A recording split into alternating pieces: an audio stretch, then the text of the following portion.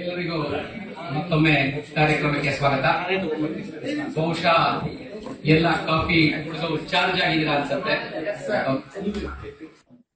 Coffee ಕುಡಿದು charge ಆಗಿರೋರು ಯಾರು ಚಾರ್ಜ್ ಆಗಿದ್ದೀರೋ ಪ್ರತಿ ಜೋರಾದ ಚಪ್ಪಳೆ ಇದೆ.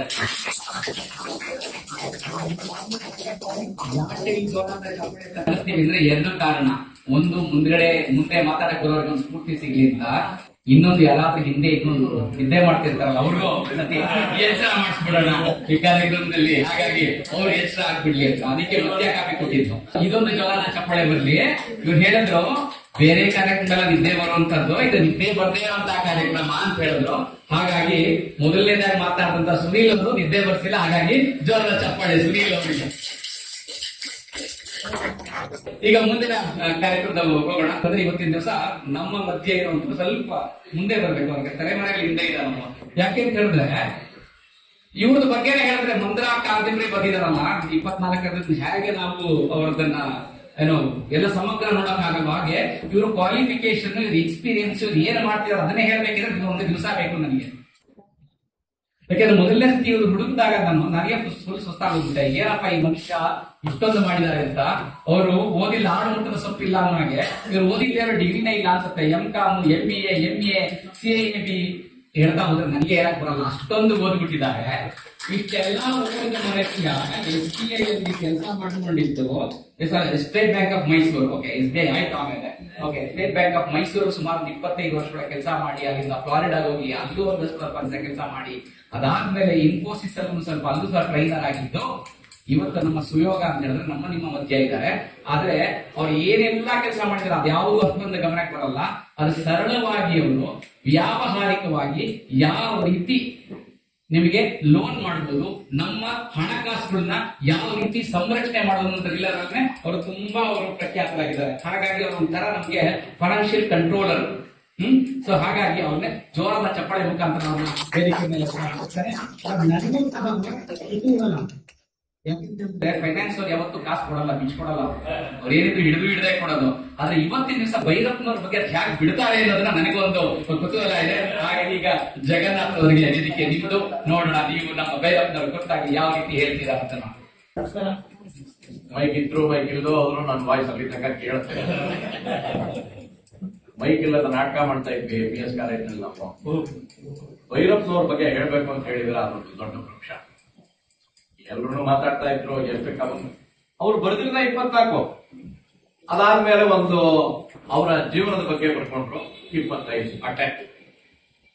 ಅವರ ಕಾರ್ಯಕ್ರಮಗಳನ್ನೆಲ್ಲ ಏರ್ಪಡಿಸ್ತಾ ಇದ್ದಂತಹ ನಮ್ಮ ವಿಶ್ವವಾಣಿ ಅವರು ಅವರೇನೆ 100 ಪುಸ್ತಕ ಬರೆದಿದ್ದಾರೆ. ವಿಶ್ವೇಶ್ವರ ಭಟ್ರು ಕಡೆ ಕಾರ್ಯಕ್ರಮದಲ್ಲಿ ಅವ್ರು ಹೇಳ್ತಾ ಇದ್ರು, ವಿಶದವಾಗಿ ಭೈರಪ್ಪನವರು ಒಂದು ಮಾತಾಡಿದ್ರು. ವಿಶ್ವೇಶ್ವರ ಭಟ್ರು ಹೇಳಿದ್ರು, ನಾನು 100 ದೇಶಗಳನ್ನು ನೋಡ್ಬಿಟ್ಟೆ, 100 ಪುಸ್ತಕ ಬರೆದ್ಬಿಟ್ಟೆ ಅಂತ ಹೇಳ್ತಾ ಇದ್ರು. ಇವ್ರು ಬರ್ದಿರೋದೇ 25. ಒಟ್ಟು ಎಷ್ಟು ವರ್ಷ ಬರೆದಿದ್ದಾರೆ? 65 ವರ್ಷ. 65 ವರ್ಷ 25 ಪುಸ್ತಕ ಬರೀಬೇಕಾದ್ರೆ ಎಷ್ಟು ಸಂಶೋಧನೆ, ಎಷ್ಟು ವಿಚಾರಗಳು, ಎಷ್ಟು ಯೋಚನೆ.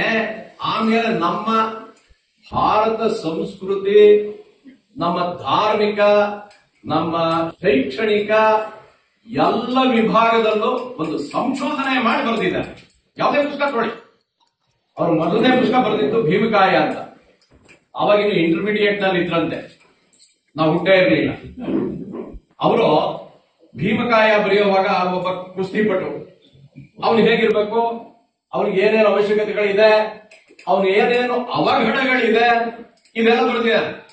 ಅದ್ರ ಮೊದಲು ಹೋಗಿ ನಾನು ಕುಸ್ತಿಗೆ ಸೇರ್ಕೊಂತೀನಿ ಅಂತ ಕೇಳಿದಂತ, ಮಗ ಇನ್ನು ಸೇರಿಸ್ಕೊಳ್ಳೋಣ ಅಂತ ಕಳಿಸ್ತಾರೆ. ಅವರೇ ಬರ್ಕೊಂಡಿದ್ದಾರೆ, ಅವ್ರನ್ನ ಸೇರಿಸ್ಕೊಳ್ಳಿಲ್ಲ. ಅದ್ರ ವಿಚಾರ ಚೆನ್ನಾಗಿ ಅರ್ಥಕೊಂಡು, ತಿಳ್ಕೊಂಡು, ಮಾತಾಡಿಕೊಂಡು, ಚರ್ಚೆಗಳನ್ನು ಮಾಡ್ಕೊಂಡು ಆಮೇಲೆ ಅದನ್ನ ಬರೆದ್ರ ಇಂಟರ್ಮೀಡಿಯೇಟ್ ಲೆವೆಲ್ ಅಂತ. ಅದಾದ್ಮೇಲೆ ಅವ್ರು ಬರೆದ ಪುಸ್ತಕ ಅಂತ ಹೇಳಿದ್ರೆ ಕೃತಿ ಧರ್ಮಶ್ರೀ. ಆ ಧರ್ಮಶ್ರೀ ನಮ್ಮ ಭಾರತದ ಒಂದು ಸಂಸ್ಕೃತಿ ಏನಿದೆ, ಧಾರ್ಮಿಕ ಆಚರಣೆ ಏನಿದೆ, ಇದನ್ನೆಲ್ಲ ಅಲಗಾಡಿಸುತ್ತೆ. ಯಾಕಂತ ಹೇಳಿದ್ರೆ ಧರ್ಮಶ್ರೀ ನೀವು ಓದ್ತಾ ಹೋದ್ರೆ ಅದರಲ್ಲಿ ಮುಖ್ಯವಾಗಿ ಬರುವಂತ ನಮ್ಮ ನಾಯಕ ಜ್ವರ ಬಂದು ಮಲಗಿರ್ತಾನೆ. ಮಲಗಿದ್ರೆ ಒಬ್ಬ ಕ್ರಿಶ್ಚಿಯನ್ ಅವಳು ನೀರು ಕೊಟ್ಬಿಡ್ತಾಳೆ.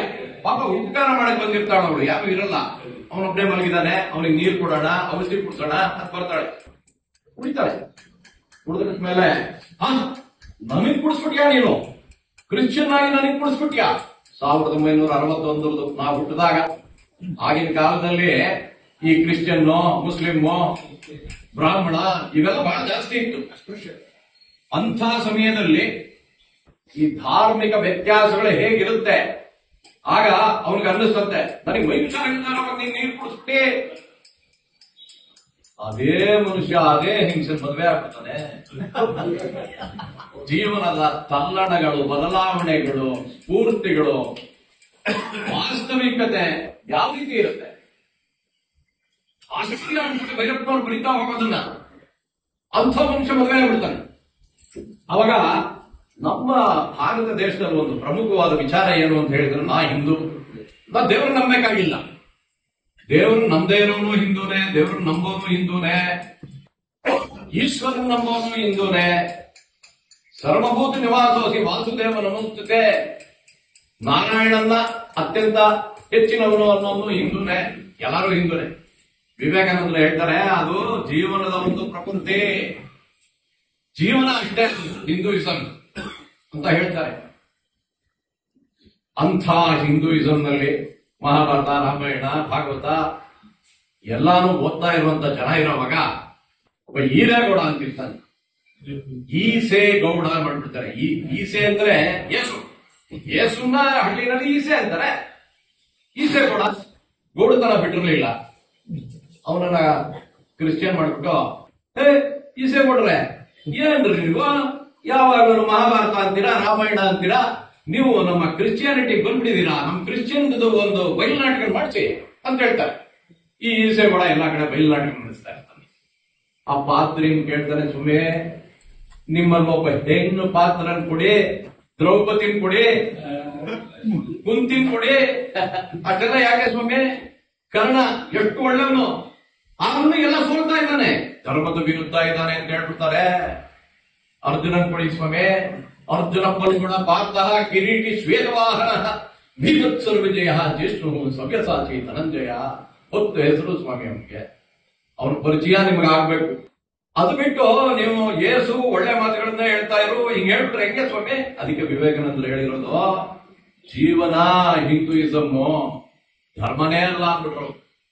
ಆ ರೀತಿನಲ್ಲಿ ನನಗೆ ಪಾತ್ರಗಳನ್ನು ಕೊಡಿ, ನಾನು ಬಯಲಾಟಕ ಮಾಡ್ತೀನಿ. ಭೈರಪ್ಪನವ್ರು ಹೆಂಗ್ ಬರೀತಾರೆ ಅಂದ್ರೆ, ಇದು ಒಂದು ಚರ್ಚೆಗೆ ಸರಿ, ಒಂದು ಪುಸ್ತಕಕ್ಕೆ ಸರಿನಾ, ಒಂದು ಕೃತಿನಲ್ಲಿ ನೀವು ಇದನ್ನು ಓದ್ತೀರಾ. ಈ ಈಸೆಗೌಡನ ಪಾತ್ರನೇ ಮಾಡ್ತು ಬಿಟ್ಟಿರ್ತಾರ ಎಷ್ಟೋ ಜನ ಧರ್ಮಶ್ರೀ ಮುಗಿಸಿದವರು. ಆದ್ರೆ ಆ ಪಾತ್ರ ನಮ್ಮ ಭಾರತನ್ನ ಹೇಗೆ, ನಮ್ಮ ಸಂಸ್ಕೃತಿಯನ್ನ ಹೇಗೆ ಪ್ರತಿಬಿಂಬಿಸುತ್ತೆ ಅನ್ನೋದು ಬಹಳ ಮುಖ್ಯ.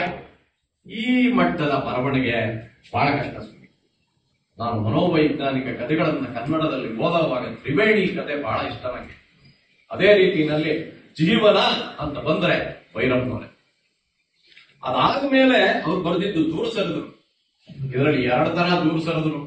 ಒಂದು 3 ಜನ ಪ್ರೇಮಿಗಳಿರ್ತಾರೆ, ಆನಂದ ಅಂತೊಬ್ಬ, ಈ ರೀತಿ 3 ಜನ ಇರ್ತಾರೆ.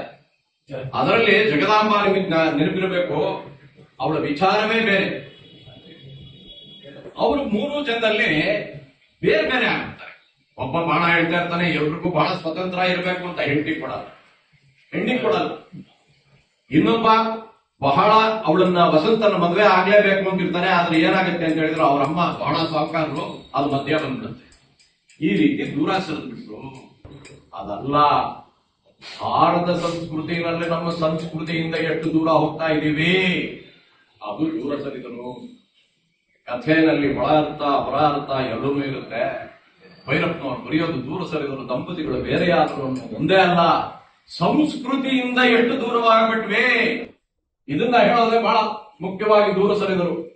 ಆಮೇಲೆ ಅವರು ಬರೆದಿದ್ದು ಮತದಾನದಲ್ಲಿ ಇವತ್ತಿಗೂ ನಿಮಗೆ ಗೊತ್ತು ಹೇಗಿದೆ ಚುನಾವಣೆಗಳು, ಹೇಗಿದೆ ನಮ್ಮ ರಾಜಕೀಯ, ಅದರ ವಿಡಂಬನೆ. ಅಲ್ಲಿ ಒಬ್ಬ ತುಂಬಾ ಒಳ್ಳೆಯ ವ್ಯಕ್ತಿ ಏನಾದ್ರೂ ಬಂದುಬಿಟ್ಟ ಅಂತ ಹೇಳಿದ್ರೆ ಅವನನ್ನ ಹೇಗೆ ಜೊತೆಗೆ ಇದ್ದು ಮೋಸ ಮಾಡಿ ತೊಂದರೆ ಕೊಟ್ಬಿಡ್ತಾರೆ. ವಾಸ್ತವವಾಗಿದೆ. ಇದು ನನ್ನ ಮೊಮ್ಮಗಳಲ್ಲ, ಮರಿಮಗಳೂನು ಅನುಭವಿಸುವಂತ ಚುನಾವಣೆ. ಇದು ಬದಲಾವಣೆ ಆಗಲ್ಲ. ಅಂಥ ಮತದಾನ ಬರಿಬೇಕಾದ್ರೆ ಭೈರಪ್ಪನವ್ರು ಹೇಳ್ತಾರೆ, ಈಗಿನ ಕಾಲದಲ್ಲಿ ಅದು ಪ್ರಸ್ತುತವಾ? ಎಲ್ಲರೂ ಪುಸ್ತಕ ಓದ್ತಾರ? ಎಲ್ಲರೂ ಆ ಕಾದಂಬರಿ ಓದಿದಾರ, ಚರ್ಚೆ ಮಾಡಿದಾರ? ಅದೆಲ್ಲ ಮುಖ್ಯ ನಮ್ಗೆ. 200 ವರ್ಷಗಳ ಮುಂದೆ ಈ ಕಾದಂಬರಿಗಳು ಉಳಿಯತ್ವಾ, ಅಲ್ಲಿಗೆ ಪ್ರಸ್ತುತವಾಗಿರುತ್ತಾ ಅಂತ ಪ್ರಶ್ನೆ ಮಾಡ್ತಾರ. ಮತದಾನ ಖಂಡಿತವಾಗ್ಲೂ 200 ವರ್ಷ ಅದೇ ತರ ಇರುತ್ತೆ, ಬದಲಾವಣೆ ಮಾಡಕ್ಕಾಗಲ್ಲ. ಆಮೇಲೆ ಅವ್ರು ಬರೆದಿದ್ದು ವಂಶವೃಕ್ಷ. ವಂಶವೃಕ್ಷ ಅವರಿಗೆ ಒಂದು ಹೆಸರಂತ ಅನ್ಕೊಂಡು, ಭೈರಪ್ಪ ಅಂದ್ರೆ ಎಲ್ರಿಗೂ ಇಷ್ಟ ಆಗಿದ್ದು ವಂಶವೃಕ್ಷದ ಮೂಲಕ. ಏನು ಉದಾತ್ತವಾದ ಭಾವನೆಗಳು, ಅಲ್ಲಿ ಪಾತ್ರಗಳು.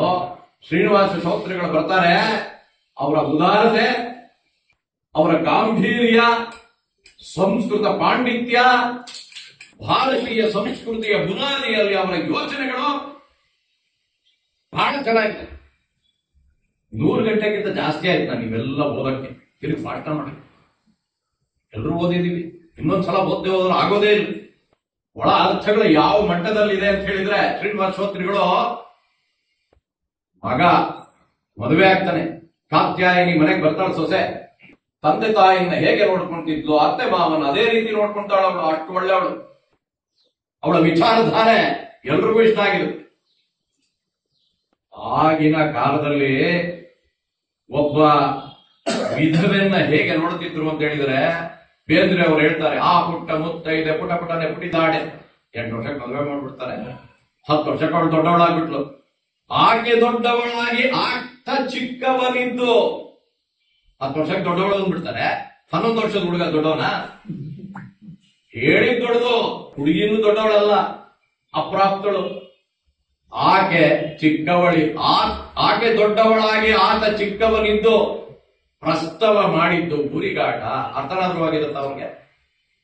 ಮಗನು ಬಂದಿರ ಹೇಗೆ ತಂದೆ ಏರಿದ ಪರಕ್ಕೆ ಕ್ಷೀರಸಾಗರವಾಯಿತು ಉಪ್ಪು ನೀರು. ಸಂತೋಷವಾಗಿರುವಂತ ಕ್ಷೀರಸಾಗರ ನಮ್ಮ ನಾರಾಯಣ ಲಕ್ಷ್ಮಿ ಜೊತೆ ಆಗಿ ಮಲಗಿದಾನೆ. ಅಂತ ಕ್ಷೀರಸಾಗರವಾಗಿರಬೇಕಾಗಿದ್ದ ಮದುವೆಯ ನಂತರದ ಜೀವನ. ಮಗ ಹುಡುಗ, ತಂದೆ ಸತ್ತ, ಮಗನು ಅದೇ ತರ ಅವನು ಹೋಗ್ಬಿಟ್ಟ. ಏನ್ ಮಾಡ್ಬೇಕು ಇವಳು? ಪುಟ್ಟ ವಿಧವೆ ಅಂತ ಬರೀತಾರೆ. ಆಗ ಸಮಾಜದಲ್ಲಿ ಯಾವ ರೀತಿ ಇತ್ತು ವಿಧವೆಯ ಪಾತ್ರ, ಹೆಣ್ಣಿನ ಪಾತ್ರ, ಜೀವನಗಳು, ಅದನ್ನ ಭೈರಪ್ಪನವ್ರು ಬರೀತಾ ಎಂಥ ಸೊಗಸಾಗಿ ಬರೆದಿದ್ದಾರೆ ವಂಶವೃಕ್ಷದಲ್ಲಿ. 23 ವರ್ಷಕ್ಕೆ ಗಂಡನ್ ಕಳ್ಕೊಂಡ್ಬಿಡ್ತಾಳೆ, ಮಗ ಸತ್ತೋಗ್ತಾನೆ. ಶ್ರೀನಿವಾಸ ಶ್ರೋತ್ರಿಗಳಿಗೆ ಎಲ್ಲಾರು ಇವಳು ಮನೆಯಿಂದ ಹೊರಗಡೆ ಹೋಗ್ಬಾರ್ದು, ಮಡಿ ಹೆಂಗ್ ಸಾಕ್ಬೇಕು ಅನ್ನೋ ತರ ಮಾತಾಡ್ತಾ ಇರೋವಾಗ ಶ್ರೀನಿವಾಸ ಶ್ರೋತ್ರಿಗಳು ಹೇಳ್ತಾರೆ, ನಿನಗೆ ಇಷ್ಟ ಬಂದಂಗ್ ಮಾಡಮ್ಮ, ಕಾಲೇಜ್ಗೆ ಹೋಗಮ್ಮ ಅಂತಾರೆ. ಭಾರತ ಸಂಸ್ಕೃತಿನಲ್ಲಿ ಕೆಟ್ಟದ್ದಿಲ್ಲ, ಹೋಗ್ತಾಳೆ ಅವಳು. ಆದ್ರೆ ಏನಾಗುತ್ತೆ, ಯೌವನ ರಾಜು ಮದುವೆ ಆಗ್ಬೇಕು ಅನ್ಕೊಳ್ತಾಳೆ, ಮಗ ನಮ್ಮನೆಗೆ ಬೇಕು ಅಂತಾಳೆ. ಶ್ರೋತ್ರಿಗಳು ಹೇಳ್ತಾರೆ, ಅಲ್ಲಮ್ಮ ನೀನ್ ಮದುವೆ ಆಗು, ಬೇಡ ಅನ್ನಲ್ಲ ನಾನು, ಆದ್ರೆ ವಂಶ ಬದಲಾವಣೆ ಆಗೋಗುತ್ತೆ. ತಿಥಿ ಎಲ್ಲಿ ಮಾಡ್ತೀಯಾ? ಮೊಮ್ಮಗ ಮಗನಿಗೆ ತಿಥಿ ಮಾಡಬೇಕು, ಕಡೆ ನನಗ್ ಮಾಡಬೇಕು, ಹೆಂಗಮ್ಮ ಮಾಡಕ್ಕಾಗತ್ತೆ? ವಂಶವೇ ಬದಲಾವಣೆ ಆಗೋಗುತ್ತೆ. ವಂಶದಿಂದಾನೇ ನಾವು, ನಮ್ಮಿಂದ ಸಂಸ್ಕೃತಿ, ವಂಶದಿಂದಾನೇ ಪಾರಂಪರ್ಯವಾಗಿ ಮುಂದುವರಿಯೋದು. ಅಂತ ವಂಶನ ಬಿಟ್ಬಿಡಕ್ಕಾಗತ್ತ? ಆದ್ರೆ ಶ್ರೋತೃಗಳ ಹುಟ್ಟಿದ್ದೇ ತೊಂದರೆಯಲ್ಲಿ. ಅವರ ಹುಟ್ಟಿನ ಗೌಢ್ಯ ಗೊತ್ತಾಗತ್ತೆ. ಗೊತ್ತಾದಾಗ ತಲ್ಲಣಿಸ್ಬಿಡ್ತಾರೆ. ಇವಳು ಮಗನ್ ಕರ್ಕೊಂಡು ಹೋಗ್ತಾಳೆ ಒಂದ್ಸಲ ಕಾಲೇಜ್ನಲ್ಲಿ, ಮನೆಗ್ ಬಾಪ್ಪ ಅಂತ.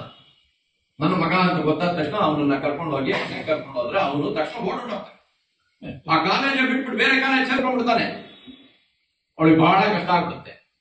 ಆದ್ರೆ ಶ್ರೋತೃಗಳಿಗೆ ಯಾವಾಗ ಅವರ ಹುಟ್ಟಿನ ಬಗ್ಗೆನೇ ಸಂಶಯಗಳು, ತೊಂದರೆಗಳು ಗೊತ್ತಾಗುತ್ತೆ, ಆವಾಗ ಶ್ರೋತೃಗಳು ಹೇಳ್ತಾರೆ, ಅಯ್ಯೋ ನೀ ಮಾಡಿದ ತಪ್ಪಲ್ಲಮ್ಮ, ನಿನ್ನ ಜೊತೆ ಕ್ಷಮೆ ಕೇಳಿ ನಾನು ಕಾಶಿಗೆ ಹೋಗ್ತೀನಿ ಅಂತ ಬರ್ತಾರೆ. ಬಂದಾಗ ಅವಳು ಪಾಪ ಪ್ರಜ್ಞೆಯಿಂದ ತುಳನಾಡ್ತಾ ಮಾನಸಿಕವಾಗಿ ಒದ್ದಾಡ್ತಾ ಸತ್ತೋಗ್ತಾಳ. ಸೊಸೆ ಏನ್ ಕಥೆ ಸ್ವಾಮಿ? ಕಥೆ ಬರೆಯೋದಿರ್ಲಿ, ನಮ್ಮ ಭಾರತೀಯ ಸಂಸ್ಕೃತಿನಲ್ಲಿ ಬುನಾದಿಗಳು ಏನಿದೆ ಅದನ್ನು ಸರಿಯಾಗಿ ಅರ್ಥ ಮಾಡ್ಕೊಳ್ಳದೆ ಮೂಢನಂಬಿಕೆ ಎಷ್ಟು ಇಟ್ಕೊಂಡಿದ್ವಿ, ಅದರ ಬದಲಾವಣೆಗಳು ಯಾಕೆ ಬೇಕು, ಹೇಗೆ ಬೇಕು, ಉದಾತ್ತವಾದ ಬರವಣಿಗೆ ಭೈರಪ್ಪನವರು. ಅದಾದ್ಮೇಲೆ ಜಲಪಾತ ಬಂತು, ಅದರಲ್ಲಿ ಕಲಾವಿದ ಹಳ್ಳಿಗಳಲ್ಲಿ ಪಟ್ಟಣದಲ್ಲಿ ಬದುಕಕ್ಕೆ ಆಗಲ್ಲ, ಕಡೆಗೆ ಬಾಂಬೆಗೆ ಹೋಗ್ತಾನೆ. ಬಾಂಬೆಗೆ ಹೋಗಿ ತಿರ್ಗಾ ಅವನ ಬೇರುಗಳನ್ನ ಹುಡುಕೊಂಡು ತಿರ್ಗಾ ಹಳ್ಳಿಗೆ ಬರ್ತಾನೆ. ಅಲ್ಲಿ ತಿರ್ಗಾ ಆಗಲ್ಲ, ತೊಳಲಾಡ್ತಾ ಇರ್ತಾನೆ. ಇದು ಜಲಪಾತ. ಇದಾದ್ಮೇಲೆ ನಾಯಿ ನೆರಳಿನಲ್ಲಿ ಅವ್ರಿಗೇನು ಜನ್ಮಗಳನ್ನ ನಂಬ್ತಿರ್ಲಿಲ್ಲ, ಅತ್ಯಂತ ದೇವರನ್ನ ನಂಬುತ್ತಾ ಇರಲಿಲ್ಲ ಭೈರಪ್ಪನವರು. ಆದ್ರೆ ಅವರ ವಿಚಾರಗಳೇ ಬೇರೆ, ಭಾರತೀಯ ಸಂಸ್ಕೃತಿನೇ ಬೇರೆ, ದೇವರ ವಿಚಾರನೇ ಬೇರೆ. ನಾ ಮೊದಲೇ ಹೇಳಿದೆ, ದೇವರನ್ನ ನಂಬಿ ಬಿಡಿ ನೀವು ಹಿಂದೂ. ನಾನು ನೆದರ್ಲ್ಯಾಂಡ್ ಹೋದಾಗ 52% ಜನ ದೇವ್ರನ್ನ ನಂಬಲ್ವಂತೆ, ಅದರಿಂದ ಯಾವ ರಿಲಿಜನ್ ಇಲ್ಲ ಅಂತ ಬರ್ಕೊಳ್ತಾರೆ. ನಮ್ಮಲ್ಲಾಗಿಲ್ಲ, ನಾ ಹಿಂದೂನೇ, ನಾ ನಂಬ್ತೀನೋ ಇಲ್ವೋ ಅದು ಬೇರೆ ವಿಚಾರ. ನಾ ಪ್ರತಿದಿನ ಸಂಧ್ಯಾ ವಂದನೆ ಮಾಡ್ಬೋದು, ಕೆಲವರು ಮಾಡದೇ ಇರ್ಬೋದು, ಎಲ್ಲರೂ ಹಿಂದೂನೇ. ಹಿಂದುತ್ವ ಹುಟ್ಟು ಈ ರೀತಿಯಾಗಿರುವಾಗ ಈ ನಾಯಿ ನೆರಳಿನಲ್ಲಿ ಅವರು ಈ ಜನ್ಮಗಳ ಬಗ್ಗೆ ಬರೀತಾರೆ. ಈ ಯೋಚನೆ ಇರೋರು ಜನ್ಮಗಳ ಬಗ್ಗೆ ಹೇಗೆ ಬರೀತಾರೆ ಅಂತ ಯೋಚನೆ ಮಾಡಿದ್ರೆ, ಅವರು ಕಥಾವಸ್ತುನ್ನ ತೆಗೆದುಕೊಂಡ್ರೆ ನಮ್ಮ ಭಾರತೀಯ ಸಂಸ್ಕೃತಿನ ಎಷ್ಟರ ಮಟ್ಟಿಗೆ ಅರ್ಥ ಮಾಡ್ಕೊಂತಾರೆ ಅಂದ್ರೆ, ಅವರ ಮನಸ್ಸಿನಲ್ಲಿ ಏನಿದೆ ಅನ್ನೋದಕ್ಕಿಂತ ನಮ್ಮ ಸಂಸ್ಕೃತಿ ಏನಿದೆ ಅನ್ನೋದನ್ನು ಮುಖ್ಯವಾಗಿ ಇಟ್ಕೊಂಡು ವಸ್ತುಸ್ಥಿತಿಯನ್ನ ತಗೊಂಡು ಅವರು ಆ ಕಥೆಯನ್ನ ಬರೆದಿದ್ದಾರೆ. ಆಮೇಲೆ ಮುಂದೆ ಬರೋದು ತಪ್ಪಲಿ ನೀನಾದ ಮಗನೆ, ವಂಶವೃಕ್ಷ, ತಪ್ಪಲಿ ನೀನಾದ ಮಗನೆ, ನಾಯಿ ನೆರಳು, ಮತದಾನ, 4 ಚಲನಚಿತ್ರಗಳಾಗ್ಬಿಟ್ಟಿವೆ. ಶೇಷಾದ್ರಿ ಅಂತ ನಮ್ಮಲ್ಲಿ ತುಂಬಾ ಒಳ್ಳೆ ನಿರ್ದೇಶಕರು, ಅವ್ರು ಹೇಳ್ತಾರೆ 24 ಕಾದಂಬರಿಗಳನ್ನು ಚಿತ್ರ ಮಾಡಬಹುದು, ಚೆನ್ನಾಗಿದೆ. ಈ ತಪ್ಪಲಿ ನೀನಾದ ಮಗನೇನಲ್ಲಿ ಕಾಳಗೌಡ ಅಂತಿರ್ತಾನೆ. ಅವನು ಇವೆಲ್ಲ ಕೇಳಿರ್ತೀರ, ಈ ಹುಲಿ ಹಸು ನಮ್ಮ ಗೋವಿನ ಕತೆ ಆ ವಂಶದವನು ಅಂತ ಅನ್ಕೊಂಡಿರ್ತಾನೆ. ಅವನ ಮಗ ಕೃಷ್ಣೇಗೌಡ ಒಂದು ಹಸುನ ಕಿರುಬನಿಂದ ಸಂರಕ್ಷಣೆ ಮಾಡಕ್ ಹೋಗಿ ಸತ್ತೋಗಿರ್ತಾನೆ. ಅಂಥದ್ದು ದೇವರು, ಗೋಮಾತಾ. ನಾನು ಯುಕ್ರೇನ್ ನಲ್ಲಿ ಲೆಕ್ಚರ್ ಕೊಡ್ತಿದ್ದೆ, ಆವಾಗ ಗೋಮಾತಾ ಅಂದ ತಕ್ಷಣ ಅವ್ರು ಹೇಳಿದ್ರು, ಗೋ ಸಂಸ್ಕೃತಿ ಅದ್ರ ವ್ಯತ್ಯಾಸ. ನಾವು ಆತರ ಹೇಳಿದ್ರು ಅವ್ರಿಗೆ ಅರ್ಥವೇ ಆಗಲ್ಲ. ನಾನು ಒಂದು 52 ದೇಶ ನೋಡಿದೆ, ಆದ್ರೆ ಸಂಸ್ಕೃತಿ ಬಹಳ ವ್ಯತ್ಯಾಸ ಇರುತ್ತೆ. ಮೆಕ್ಸಿಕೋನಲ್ಲಿ ನಮ್ಮ ಭಾರತೀಯ ಸಂಸ್ಕೃತಿ ಬಹಳ ಇತ್ತು. ಮೊದಲು ಮರ, ಗಿಡ, ಪ್ರಾಣಿ ಎಲ್ಲರನ್ನೂ ಪೂಜೆ ಮಾಡ್ತಿದ್ರು. ಬನ್ನಂದೆ ಗೋವಿಂದಾಚಾರ್ಯರು ತಮ್ಮ ಉಪನ್ಯಾಸದಲ್ಲಿ ಮಹಾಭಾರತದ ಬಗ್ಗೆ ಹೇಳಿದಾಗ ಹೇಳ್ತಾರೆ, ಧೃತರಾಷ್ಟ್ರ ಸ್ತ್ರೀಲೋಲ ಅವನು ಬಹಳ ಜನ ಸಂಪರ್ಕಗಳನ್ನು ಇಟ್ಕೊಂಡಿದ್ದ, ನಾಗ ಸಂತತಿ ಇತ್ತು. ಆ ನಾಗ ಸಂತತಿಯಲ್ಲಿ ದುರ್ಯೋಧನನ ಕಡೆಗೆ ಯುದ್ಧ ಮಾಡಿ ಸೋತ ಮೇಲೆ, ಮಹಾಭಾರತ ಯುದ್ಧ ಆದ ಮೇಲೆ ಮೆಕ್ಸಿಕೋಗೆ ಒಂದು ತುಂಡು ಹೋಯಿತು. ಅಲ್ಲಿದ್ದಾರೆ ಅಂತ ನಿಜ. ಅಲ್ಲಿ ಸಂಸ್ಕೃತಿ ಪೂರ್ತಿ ನಮ್ಮ ಭಾರತೀಯ ಸಂಸ್ಕೃತಿ ಬಹಳ ಮುಂದೆ ಹುಟ್ಟೋದು, ಎರಡನೇ ಜೀವನ, ಇವೆಲ್ಲವನ್ನು ಅವರು ಅರ್ಥಕೊಂಡಿದ್ದಾರೆ. ಅಗ್ನಿನ ಪೂಜೆ ಮಾಡ್ತಾರೆ, ನೀರನ್ನ ಪೂಜೆ ಮಾಡ್ತಾರೆ, ಬೆಟ್ಟನ್ನ ಪೂಜೆ ಮಾಡ್ತಾರೆ, ಪ್ರಾಣಿಗಳನ್ನ ಪೂಜೆ ಮಾಡ್ತಾರೆ. ಅದೇ ನಾವು ಮಾಡ್ತೀವಿ. ಆದರೆ ಅದು ಬರೀ ನ್ಯಾಷನಲ್ ಮ್ಯೂಸಿಯಂ ನಲ್ಲಿ ಸಿಗುತ್ತೆ. ಇವಾಗೆಲ್ಲ ಸಂಪೂರ್ಣವಾಗಿ ಸ್ಪ್ಯಾನಿಷ್ನವರು ಕ್ಯಾಥಲಿಕ್ ಮಾಡ್ಬಿಟ್ಟಿದ್ದಾರೆ. ಅಲ್ಲಿ ಎಲ್ಲ ಒಂದು 3-4 ಪಿರಾಮಿಡ್ಗಳನ್ನು ಹೊಡೆದಾಕ್ಬಿಟ್ಟಿದ್ದಾರೆ. ಅಲ್ಲಿ ಸಂಸ್ಕೃತಿ ಇಲ್ಲ, ಅಲ್ಲಿ ಧರ್ಮ ಇಲ್ಲ, ಎಲ್ಲಾನು ಸ್ಪ್ಯಾನಿಷ್ ಕ್ರಿಶ್ಚಿಯನ್ ಆಗ್ಬಿಟ್ಟಿದೆ. ವೈರಸ್ ದಯಾಸ್ ಅಂತಾನೆ ಅಲ್ಲಿ ಅವರೆಲ್ಲ ಮಾತಾಡ್ತಾರೆ. ಈ ರೀತಿ ಇರುತ್ತೆ. ನಮ್ಮ ಭಾರತದಲ್ಲಿ ನಾವು ಹಿಂದುತ್ವವನ್ನು ಕಳ್ಕೊಂಡಿಲ್ಲ, ಅದು ಬಹಳ ದೊಡ್ಡ ವಿಚಾರ. ಆ ತಗುಲಿ ನೀನಾದ ಮಗನೇನಲ್ಲಿ ಅಂಥ ವಂಶದಲ್ಲಿ ಹುಟ್ಟಿರುವಂತ ಕಾಳಿಂಗ ಏನ್ ಮಾಡ್ತಾರೆ ಅಂತ ಹೇಳಿದ್ರೆ, ಅಮೆರಿಕಾಗ ಹೋಗಿ ಕೃಷಿ ಮತ್ತು ಪಶು ಸಂಗೋಪನೆ ಎರಡಕ್ಕೂ ಹೇಗೆ ಆರ್ಥಿಕವಾಗಿ ಮುಂದುವರಿಬಹುದು, ಹೇಗೆ ನಾವು ಅದನ್ನ ಉಪಯೋಗಿಸ್ಕೊಬಹುದು ಅನ್ನೋ ರೀತಿಯಲ್ಲಿ ಎಲ್ಲ ಓದಿ ವಾಪಸ್ ಬರುವಾಗ ಹಿಲ್ಡಾ ಅಂತ ಒಬ್ಳು ಪಾಶ್ಚಿಮಾತ್ಯರನ್ನ ಮದುವೆ ಆಗಿ ಬಂದ್ಬಿಡ್ತಾರೆ. ಇಲ್ಲಿಗೆ ಬಂದಾಗ ಅವನು ಮಾಡ್ತಾ ಇರುವ ರೀತಿ ಇವರಿಗೆಲ್ಲ ತಪ್ಪು ಅನ್ಸುತ್ತೆ. ಯಾಕಂತ ಹೇಳಿದ್ರೆ ಕೃಷಿ ಆಗಲಿ ಪಶು ಆಗಲಿ ನಮಗೆ ಬಹಳ ಬೇಕಾದವ್ರದ್ದು, ಅದನ್ನ ಅರ್ಥಕ್ಕೋಸ್ಕರ ಉಪಯೋಗಿಸಬಾರ್ದು. ಈ ತಲ್ಲಣಗಳು, ಈ ಬಂಧುಗಳು, ಈ ಜಗಳಗಳು, ಇದರ ಮಧ್ಯೆ ಶಾಸ್ತ್ರಿಗಳು ಅಂತಿರ್ತಾರೆ. ಯಾವಾಗ ಉತ್ತರ ಕೊಡಕ್ಕಾಗಲ್ಲ, ಅವ್ರಿಗೆ ಕೋಪ ಬಂದ್ಬಿಡುತ್ತೆ. ಆತರ ಇರ್ತಾರೆ.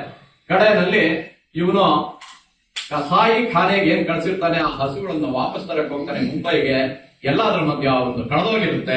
ಅದಕ್ಕೋಸ್ಕರ ನಾನು ತಪ್ಪಲಿ ಆಗಿಬಿಟ್ಟೆ ಅಂತ ಹೇಳ್ತಾನಲ್ಲ, ಆ ತರ ಅಲ್ಲ. ನಮ್ಮ ಸಂಸ್ಕೃತಿಯಿಂದ ಎಷ್ಟು ತಪ್ಪಲಿಯಾದ ಕಾಳಿಂಗ ಅನ್ನೋದನ್ನ ತಪ್ಪಲಿ ನೀನಾದ ಮಗನೇ ತಿಳಿಸುತ್ತೆ. ಇವತ್ತು ನೀವು ಚಿತ್ರಣ ನೋಡಿ ಏನು ಸೊಗಸಾಗಿದೆ ಅಂತ ಸಂತೋಷ ಪಡ್ತೀರ. ಇನ್ನು ಗೃಹಭಂಗ, ಬಡತನ, ಮೂಢನಂಬಿಕೆ, ಜಾತಿ, ಪುರುಷ ಪ್ರಧಾನ ಸಮಾಜ, ಇದ್ರ ಬಗ್ಗೆ ಗೃಹಭಂಗವಿದೆ. ನಿರಾಕರಣದಲ್ಲಿ 2 ಹೆಂಡತಿರು, ಆಮೇಲೆ ಇದರಲ್ಲಿ ಏನಾಗುತ್ತೆ ಅಂತ ಹೇಳಿದ್ರೆ 2 ಹೆಂಡತಿರು ಇರ್ತಾರೆ, 5 ಮಕ್ಳು ಇರ್ತಾರೆ, ದುಡ್ಡಿರಲ್ಲ, ಒಬ್ಬರನ್ನ ದತ್ತು ಕೊಟ್ಬಿಡ್ತಾರೆ. ನೀವು ಕೇಳಿರ್ಬೇಕು, ಇವಾಗ ಒಂದು 50 ವರ್ಷದ ಹಿಂದೆ ಯಾರ ಮನೆಯಲ್ಲಿ ಬಹಳ ಸಾಹುಕಾರ ಇದ್ದಾರೆ, ಅವ್ರ ಮನೇಲಿ ಮಗು ಇಲ್ಲದೆ ಹೋದ್ರೆ ಅವ್ರ ಅಣ್ಣನೋ ತಮ್ಮನೋ ದತ್ತು ಕೊಡ್ತಾ ಇದ್ರು. ಅದು ಬಹಳ ಕಾಮನ್ ಆಗುತ್ತೆ. ಆ ತರ ದತ್ತು ಕೊಡ್ತಾನೆ, ಆ ತರ ಕಥೆಗಳನ್ನ ಭೈರಪ್ಪನವರು ಬರೆದಿದ್ದಾರೆ. ಆಮೇಲೆ ಗ್ರಹಣದಲ್ಲೇ ಗ್ರಹಣ ಹಿಡಿದಾಗ ಹೇಗೆ ನಾವು ಎಲ್ಲ ತರಬೇಡ್ತೀವಿ, ಎಲ್ಲ ನಿಮಗೆ ಗೊತ್ತಲ್ವಾ? ಅವೆಲ್ಲ ಎಷ್ಟು ವೈಜ್ಞಾನಿಕ ನನಗೆ ಗೊತ್ತಿಲ್ಲ. ಅದ್ರ ನಾನು ಬಹಳ ಸಂಪ್ರದಾಯಸ್ಥರ ಬ್ರಾಹ್ಮಣ, ಅದು ಬೇರೆ ವಿಚಾರ. ನಾನು ಮಾತಾಡ್ತೀನಿ ಅಷ್ಟೇ.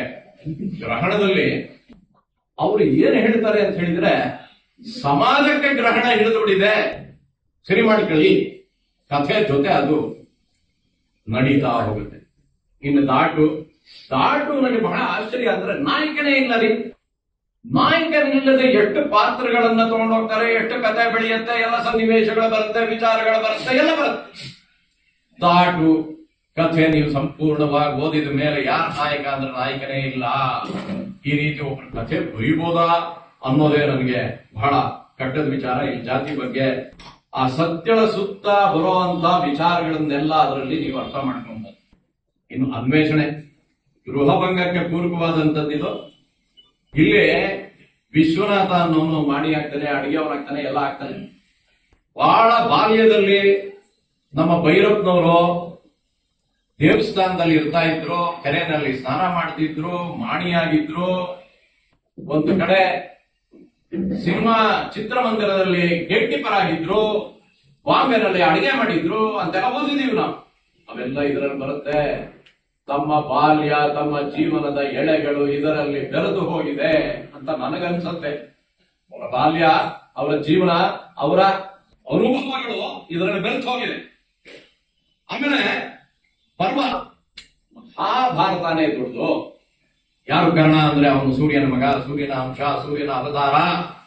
ಒಬ್ಬೊಬ್ರು ಒಂದೊಂದು ನಂಬಿಕೆ ಇಟ್ಕೊಂಡಿದ್ದಾರೆ.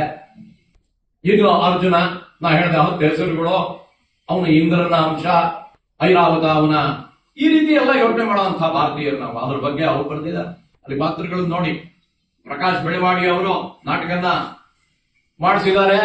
3 ಇಂಟರ್ವಲ್ಲು, ಅಲ್ಲೇ ಊಟ, ಏನು ಸೊಗಸಾಗಿದೆ. ಕೆಲವರು 2 ಸಲ ನೋಡಿದ್ರಂತೆ.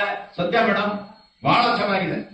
ಅಂಥ ಒಂದು ಗ್ರಂಥ ಮಹಾಭಾರತ ಏನಿದೆ ಅದರಲ್ಲಿ ಎಲ್ಲ ಇದೆ. ವಾಸ್ತವ ರಾಮಾಯಣ ನೋಡಿ, ಪುರುಷ ರತ್ನಾಕರ ಬಹಳ ಒಳ್ಳೆಯವನು, ಆ ತರ ಇರಕ್ಕಾಗಲ್ಲ. ಅದೇ ಮಹಾಭಾರತದಲ್ಲಿ ಎಲ್ಲ ತರ ಇದೆ. ಒಳ್ಳೆಯವನ್ ಬೇಕಾ, ಕೆಟ್ಟವನ್ ಬೇಕಾ, ಬುದ್ಧಿವಂತ ಬೇಕಾ, ಬುದ್ಧಿಹೀನ ಬೇಕಾ, ಕುರುಡ ಬೇಕಾ, ನಿಮಗೆ ಏನು ಬೇಕು ಸ್ವಾಮಿ? ಒಡೆಯನ ಜಾಂಡಂ ಕೊಲಗಿರಿ ಕೆಡೆಯಲ್ ಪಿಡಿಯಲ್ಕೆ ಧಾತ್ರಿ ದಿವಿಜರು ನಡುಗಲ್ ಅಂತಾನೆ ನಮ್ಮ ಅನ್ನ ಭೀಮನ್ ಬಗ್ಗೆ ಮಾತಾಡ್ಸೋವಾಗ. ನೀರೊಳಗಿರ್ದಂ ಬೆಮರ್ತನ್ ಗುರಗಮತಾಕಂ ಅಂತಾನೆ ದುರ್ಯೋಧನನ ಬಗ್ಗೆ. ನಮ್ಮ ಮಹಾಭಾರತ ಎಲ್ಲಾರನ್ನು ಬರೆದಿದ್ದಾರೆ. ಜೈನರು ಬರೆದಿದ್ದಾರೆ, ಬುದ್ಧರು ಬರೆದಿದ್ದಾರೆ. ನಮ್ಮ ಎಲ್ಲಾರನ್ನು ಮಹಾಭಾರತನ ಅವ್ರು ಇಷ್ಟ ಬಂದಂಗ ಅವ್ರು ಬರೆದಿದ್ದಾರೆ. ಯಾವುದೇ ಕಾಲಕ್ಕೆ ತೋಳಿ ಮಹಾಭಾರತ ಅಲ್ಲಿಗೆ ಪ್ರಸ್ತುತ ಆಗತ್ತೆ. ಯಾಕಂತ ಹೇಳಿದ್ರೆ ವಾಸ್ತವವಾಗಿದೆ. ಅಲ್ಲಿ ಕೆಟ್ಟ ಜನಗಳಿದ್ದಾರೆ. ಕೆಟ್ಟ ಜನಗಳಿದ್ರೆ ಸತ್ಯ ಸ್ವಾಮಿ, ಇಲ್ಲೋದ್ರೆ ಎಲ್ಲಿ ಸತ್ಯ ಆಗುತ್ತೆ? ಕಲಿ ಪ್ರವೇಶ ಅಂತ ಹೇಳ್ತಾರೆ. ದುರ್ಯೋಧನ ಕಲಿಯ ಅಂಶ, ಕಲಿಯ ಅವತಾರ ಅತ್ಯಂತ. ಇವಾಗ ನೀವು ತಾರತಮ್ಯ ನೋಡಿದ್ರೆ ನಾರಾಯಣ ಹೇಗೆ ಮೊದಲು, ಆ ರೀತಿ ಕಲಿ ಮೊದಲು. ಯಾವುದೇ ಒಂದು ದೇವರ ಪೂಜೆಯನ್ನು ಮಾಡುವಾಗ ಕಲಿ ಮಧ್ಯ ಬಂದ್ಬಿಡ್ತಾನೆ ಅಂತ ನಾವು ಅಪಸಂಪಂತು ಏ ಭೂತ ಭೂಸಂಸ್ಥಿತ ಅಂತ ಮಂತ್ರಗಳನ್ನ ಹೇಳ್ತೀವಿ. ಅಂತ ಎಲ್ಲ ಪಾತ್ರಗಳನ್ನು ನೀವು ಯೋಚನೆ ಮಾಡಿದಾಗ ಧರ್ಮಶ್ರೀನಲ್ಲಿ ಹಿರೇಗೌಡ ಹೇಳ್ದಂಗೆನೆ ಇಲ್ಲಿ ಭೈರಪ್ಪನವರೇ ನೇರವಾಗಿ ಹೇಳಿದ್ದಾರೆ ಎಲ್ಲ ಪಾತ್ರಗಳ ಬಗ್ಗೆ. ಮಹಾಭಾರತದ ಪಾತ್ರ ಪರಿಚಯನ್ನ ಶಾಂತಾ ನಾಗಂಕಲ ಅಂತ ನಮ್ಮ ಸ್ನೇಹಿತರೊಬ್ರು ಬರೆದಿದ್ದಾರೆ. ಹಿಡಂಬೆ ಬಗ್ಗೆ ಬರೆದಿದ್ದಾರೆ. ಅದನ್ನು ನೀವು ಓದ್ಬೇಕು. ನಿಜವಾಗ್ಲೂ ಅಂಥದ್ದನ್ನ ಬರೆದಿರುವಂತ ಭೈರಪ್ಪನವ್ರ ಬಗ್ಗೆ ನನಗೆ ಖುಷಿ ಆಗುತ್ತೆ. ನೆಲೆ ಅಂತ ಒಂದಿದೆ, ಅದರಲ್ಲಿ ಇಬ್ರು ಹೆಂಡ್ತಿರೋ, ಸುಬ್ಬಲಕ್ಷ್ಮಿ ಅಂತ, ಪಾರ್ವತಿ ಅಂತ. ಇದರಲ್ಲಿ ಏನಾಗುತ್ತೆ ಅಂತ ಹೇಳಿದ್ರೆ, ಒಬ್ಬ ಪ್ರತಿಸ್ಪರ್ಧಿ ಇರ್ತಾನೆ, ಅವ್ನಿಗೆ ಅವ್ನು ಸತ್ತೋಗ್ತಾನೆ. ಅವ್ನು ಸತ್ತೋದ್ರೆ ಇವನಿಗೆ ಸಾವಿನ ಬಗ್ಗೆ ಹೆದರಿಕೆ ಬಂದ್ಬಿಡುತ್ತೆ. ಇವಾಗ ಪ್ರತಿಸ್ಪರ್ಧಿ ಸತ್ತರೆ ಕೆಲವರು ಸಂತೋಷ ಪಡ್ತಾರೆ, ಕೆಲವರು ಅಯ್ಯೋ ನನಗೆ ಪ್ರತಿಸ್ಪರ್ಧಿನ ಮಾಡೋದ್ನಲ್ಲ ಅನ್ನೋ ಬೇಜಾರಲ್ಲೂ ಇರ್ತಾರೆ. ಇವನು ಸತ್ತೋದ್ನಲ್ಲ ಅಂದ್ರೆ ಇವನಿಗೆ ಸಾವಿನ ಬಗ್ಗೆ ಹೆದರಿಕೆ ಬಂದ್ಬಿಡುತ್ತೆ. ಇಷ್ಟು ಹತ್ರ ಆಗ್ಬಿಟ್ಟಿರ್ತಾನ ಅವನು ಪ್ರತಿಸ್ಪರ್ಧಿ. ಈ ಮಟ್ಟದ ಕಥೆ ಅದು. ಅದರಲ್ಲಿ ಸಾಕ್ಷಿ, ಈ ಸಾಕ್ಷಿನಲ್ಲಿ ಒಬ್ಬ ಮಾವ ಇರ್ತಾನೆ, ಸಣ್ಣ ಪಾತ್ರ, ಅವ್ನು ತುಂಬಾ ಚಿಪ್ಣ. ಅವ್ನು ಸತ್ತಾಗ ಅವನ ಅಡಿಯ ರಾಮಕೃಷ್ಣ ಅಂತ ಇರ್ತಾನೆ, ಅವ್ನು ಬಂದ್ಬಿಟ್ಟು ದುಡ್ಡನ್ನ ಅವನ ಮೇಲೆ ಇಡ್ತಾನೆ. ಸತ್ತಿದ್ಯಲ್ಲಯ್ಯ, ಇಷ್ಟು ದಿನ ದುಡ್ಡನ್ನು ಇಟ್ಕೊಂಡಿದ್ದಿ, ಏನ್ ಮಾಡ್ದಿ ನೀನು ಅಂತ. ಅಲ್ಲಿ ಸಾಕ್ಷಿ ಅಂದ್ರೆ ಪರಮೇಶ್ವರಯ್ಯ ಅಂತ ಒಂದು ಪಾತ್ರ ತಂದ್ಬಿಟ್ಟಿದ್ದಾರೆ ಭೈರಪ್ಪ. ಪ್ರೇತ ಆಗಿ ಬಂದ್ಬಿಡ್ತಾನ ಅವನು. ಅವನು ಎಲ್ಲಾ ಕಡೆ ಓಡಾಡ್ತಾನೆ, ಎಲ್ಲಾ ನೋಡ್ತಾನೆ, ಎಲ್ಲದಕ್ಕೂ ಸಾಕ್ಷಿಭೂತ. ಎಂಥ ಬುದ್ಧಿವಂತಿಕೆ ರೀ ಅಂತ ಒಂದು ಪಾತ್ರನ್ನ ಸೃಷ್ಟಿ ಮಾಡಿ ಎಲ್ಲ ಕಡೆ ಹೋಗಿ ನಿಮಗೇನೇನ್ ಬೇಕೋ ಅದನ್ನೆಲ್ಲ ನೀವು ಬರೆಯುವಾಗ ಪರಮೇಶ್ವರ ಅನ್ನೋ ಪ್ರೇತದ ಮೂಲಕ ಬಳಸ್ತೀರ. ಭೈರಪ್ಪನವರ ಬುದ್ಧಿವಂತಿಕೆ, ಮೇಧಾವಿತನ ತುಂಬಾ ಸೊಗಸು. ಆ ಪಾತ್ರಗಳನ್ನ ನೀವು ನಿರ್ಮಿಸಬೇಕಾದ್ರೇನೆ ನೋಡಿ, ನೀವು ಸೀರಿಯಲ್ಗಳನ್ನು ನೋಡಿ, ಇನ್ನೊಂದು 10 ದಿನ ಮುಂದೆ ಹೋಗ್ಬೇಕಪ್ಪ, ನಾನು ಫಾರಿನ್ ಹೋಗ್ತಾ ಇದ್ದೀನಿ, ನೀನ್ ಬರ್ಕೊಂತ ಅಸಿಸ್ಟೆಂಟ್ ಕೊಟ್ಬಿಟ್ರೆ 10 ದಿನ ಬೆಳೆಸ್ತಾನ. ಆಯ್ತಾ? ಆಮೇಲೆ ವಾಪಸ್ 10 ದಿನ ಆದ್ಮೇಲೆ ನಾ ಬಂದು ನನ್ನ ಕತೆ ನಾನು ಮುಂದುವರಿಸ್ತೀವಿ. ಈ ರೀತಿಯಾಗಿ ಪಾತ್ರಗಳನ್ನ ಸೃಷ್ಟಿ ಮಾಡುವಂತ ಬುದ್ಧಿವಂತಿಕೆ ಬರವಣಿಗೆಯಲ್ಲಿ ಇರಬೇಕು. ಭೈರಪ್ಪನವರ ವಿಚಾರವೇ ಬೇರೆ. ಸಂಶೋಧನೆ ಇಲ್ಲದೆ ಅವ್ರ ಕಥೆನೇ ಬರ್ದಿ. ಇನ್ನು ಅಂಚು ಅಮೃತ ತನಗೆ ಮೋಸ ಆಯ್ತು ಅಂತ ಏನು ಅನ್ಯಾಯ ಮಾಡ್ಕೊಳಲ್ಲ, ಅವ್ರ ಮಕ್ಕಳನ್ನ ತುಂಬಾ ಸೊಗಸಾಗಿ ಬೆಳೆಸ್ತಾಳೆ ಅಂಚುನಲ್ಲಿ.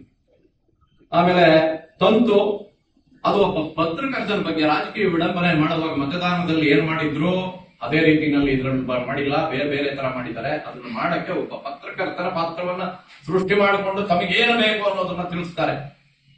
ಇನ್ನು ಸಾರ್ಥ, ಅದರಲ್ಲಿ ಆದರ್ಶ ದಾಂಪತ್ಯದ ಬಗ್ಗೆ ಬರಿತಾ ಹೋಗ್ತಾರೆ. ಇನ್ನು ಮಂದ್ರ, ಸಂಗೀತದಲ್ಲೇ ತುಂಬಾ ಚೆನ್ನಾಗಿ ಎಲ್ಲ ವಿಚಾರಗಳನ್ನ ತಿಳ್ಕೊಂಡು ಸಂಶೋಧನೆ ಮಾಡಿ ತಾನೂ ಸಂಗೀತವನ್ನ ಹೇಳೋ ಭೈರಪ್ಪನವರು ತುಂಬಾ ಚೆನ್ನಾಗಿ ಸಂಗೀತ ಹೇಳ್ತಾ ಇದ್ರು. ರಂಗದ ಮೇಲೆ ಹೇಳಿಲ್ಲ ಅಷ್ಟೇ, ತುಂಬಾ ಚೆನ್ನಾಗಿ ಹೇಳ್ತಾ ಇದ್ರು. ಅವರು ಮುಂದಿನ ಜನ್ಮ ನಂಬೋದೇ ಇಲ್ಲ, ಆದ್ರೂ ಒಂದು ಮಾತು ಹೇಳಿದ್ದಾರೆ, ಮುಂದಿನ ಜನ್ಮ ಅಂತಿದ್ರೆ ನಾ ಸಂಗೀತಗಾರ ಆಗ್ಬೇಕು ಇದ್ರೆ.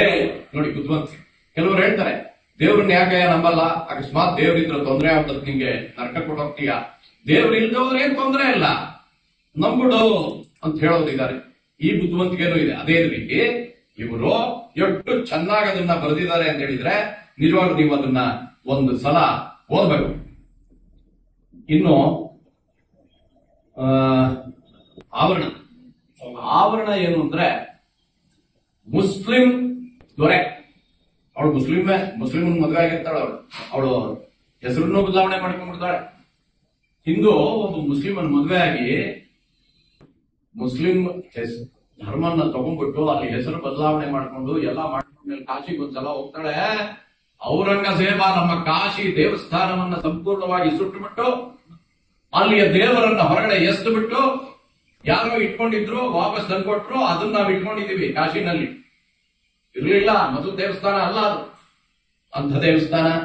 ದೇವರು ಯಾರೋ ತಂದ್ಕೊಟ್ಟಿದ್ದನ್ನ ಇಟ್ಟಿದೀವಿ. ಕಾಶಿ ವಿಶ್ವನಾಥ ನಮಗೆ ಇಡೀ ಭಾರತ ದೇಶದಲ್ಲಿ ಕಾಶಿಯ ವಿಶ್ವನಾಥನ ನೋಡದೆ ಹೋದ್ರೆ ಹೇಗೆ ಅಂತ ಆ ಮಟ್ಟದ ದೇವರನ್ನ ಆ ಮಟ್ಟಕ್ಕೆ ತಂದು ಬಿಟ್ಟಂತ ಔರಂಗಜೇಬು ಅವನು ಹೆಂಗಸರನ್ನ ನೋಡ್ತಿದ್ದ ರೀತಿ, ಹೆಂಗಸರು ಒದ್ದಾಡಿದ ರೀತಿ, ಭಾರತೀಯರು ಹಿಂದುತ್ವವನ್ನ ಉಳಿಸ್ಕೊಬೇಕಾದ್ರೆ ಔರಂಗಜೇಬನ ಸಮಯದಲ್ಲಿ ಎಷ್ಟು ಕಷ್ಟಪಟ್ಟಿದ್ದಾರೆ ಇದನ್ನೆಲ್ಲ ಬರೀತಾ ಇದ್ದಾರೆ. ಅವ್ರು ಹೇಳ್ತಾರೆ, ನಾನು ಇತಿಹಾಸ ಓದಲಿಲ್ಲ, ಒಳಗೆ ಹೋಗ್ಬಿಟ್ಟೆ ಅಂತ ಹೇಳ್ತಾರೆ. ಆ ಮಟ್ಟದಲ್ಲಿ ಇತಿಹಾಸನ ತಿಳ್ಕೊಂಡು ಅವ್ರು ಬರೆದಿದ್ದಾರೆ. ಯಾಕೆ ಗೊತ್ತಾ? ಭೈರಪ್ಪನವರ ಕೃತಿಗಳನ್ನ ಮುಂಗಡವಾಗಿ ದುಡ್ಡು ಕೊಟ್ಟು ಎಲ್ಲರೂ ತಗೊಳ್ತಿದ್ರು.